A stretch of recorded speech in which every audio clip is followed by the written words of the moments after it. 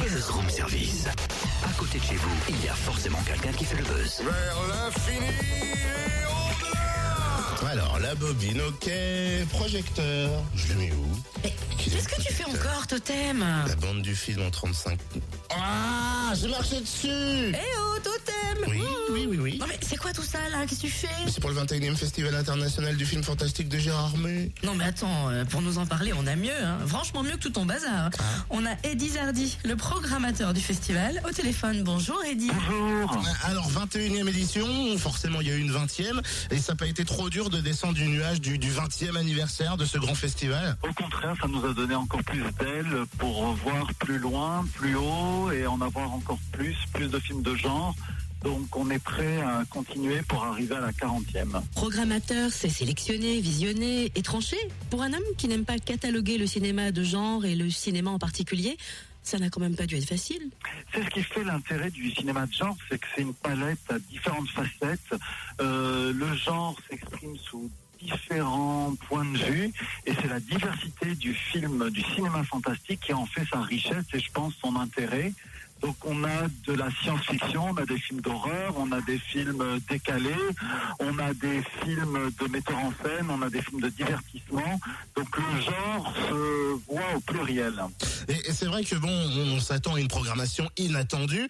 Vous avez pas peur de temps en temps, des fois, de, entre guillemets, froisser certains festivaliers qui se déplacent? Au contraire, parce que lorsqu'on est festivalier, c'est qu'on accepte de découvrir des choses inattendues.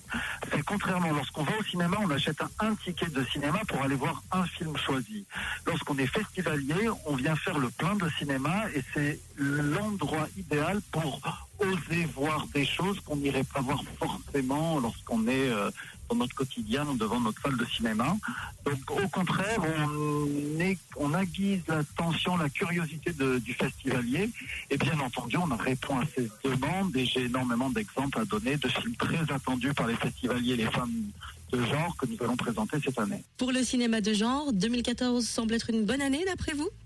2014 est étonnante, on est beaucoup de surprises, chaque sélection a une teinte différente. Cette année, il faut saluer le retour des productions françaises, ça c'est très important, car le cinéma de genre hexagonal est rare, et cette année il revient en force, et en plus c'est des films de qualité, des films de mise en scène, des films forts.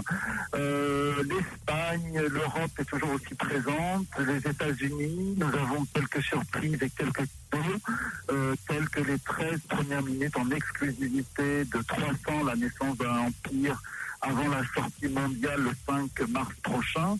Donc cette année, est-ce que ça a été une année dure? Non, au contraire, on a de beaux films et on est ravis de pouvoir les présenter. Mais c'est vrai que vous venez de parler des 13 minutes là, en exclusivité de 300. Est-ce que quelque part la crise s'en va un petit peu du monde du cinéma ou elle est encore actuellement présente? La crise est toujours présente dans tous les domaines. Il faut pas, le cinéma est autant touché que toutes les autres industries. Dans le cinéma, disons que les gens trouvent d'autres moyens pour s'exprimer. Nous avons de très belles productions. Donc, je cite encore l'exemple de 300, la naissance d'un empire en 3D. Mais nous avons un premier film australien, The Babadook de Jennifer Kent. La réalisatrice française Marina Devane est allée tourner Dark Touch en Europe du Nord, en Irlande. Donc, je pense que les réalisateurs trouvent des solutions, des plans B.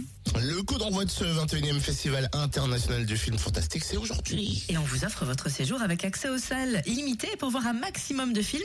On joue dans Room Service.